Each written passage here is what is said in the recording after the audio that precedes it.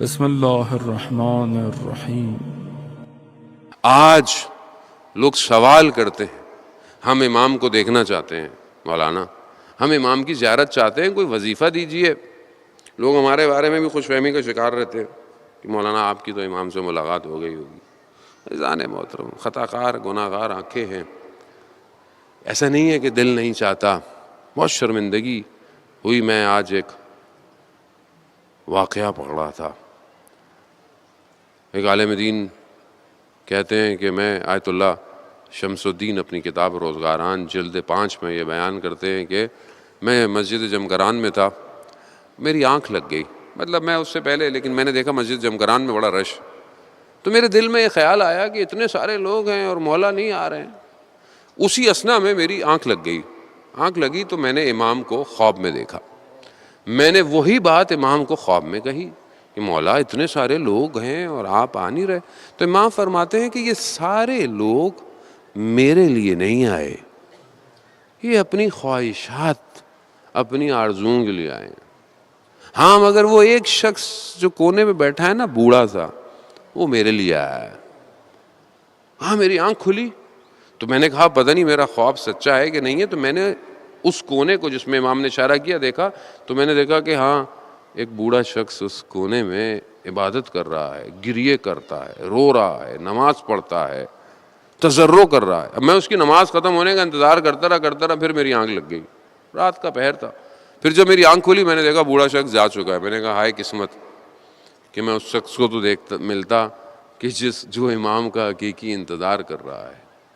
تو اسی طرح میں بہرحال جو ہے وہ ایک کہیں سے گزر رہا تھا تو مجھے ایک دکان سے عطر کی خوشبو آئی، تو میں نے دیکھا دکان بند ہے کہ میں دیکھوں کہ یہ کس کی دکان ہے۔ تو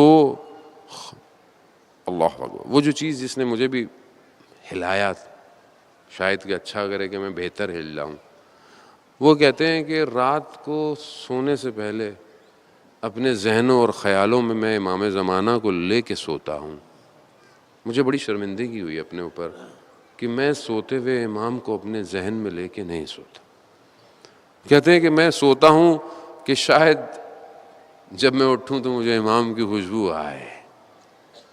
تو وہ کہتے ہیں، وہ کسی نے کہا کہ کوئی شخص آیا تھا، کہا کون تھا؟ کہا بوڑھا تھا شخص آیا تھا۔ کہتا خوشبو تو ویسی تھی؟ کہتا ہاں۔ کہا اس بوڑھے شخص نے کہا تھا کہ امام نے آپ کو سلام بھجوایا ہے۔ کہا میں نے اپنی قسمت پر گریہ کیا کہ میں اس شخص کو بھی نہیں دیکھ پایا کہ جو اس نے امام کا سلام مجھے بھجوایا ہے۔ عزیزان محترم، خب یہ کیسے ہوگا؟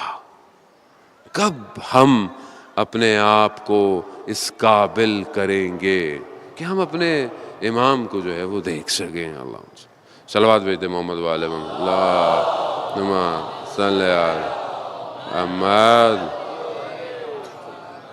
بہرحال میں دستبردہ آپ سب سے معافی کا بھی طلبگار ہوں۔ بعض اوقات انسان جملہ ایسا بول بیٹھتا ہے، ہو سکتا ہے کسی کے دل کو آزاری ہو، اصل ہدف کسی کے دل کی آزاری نہیں ہے، درد دل ہے کہ جو ہمیں بہرحال بیان کرنا چاہیے۔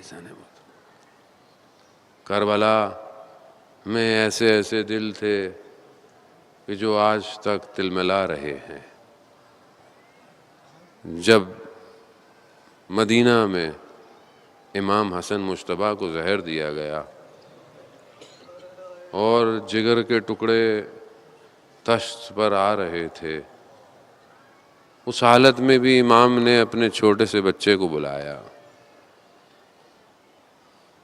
اور اس کو ایک خط سا لکھ کے دیا اور تعویذ نما اس کے ہاتھ پہ باندھ دیا گیا، اور یہ کہا کہ بیٹا جب بہت مشکل آئے نا زندگی میں، اور ماں کو یہ تجویز کیا کیونکہ وہ تو حضرت قاسم تو چھوٹے سے ہیں، کہ جب بہت مشکل آئے زندگی میں تو اس تعویذ کو کھول لینا۔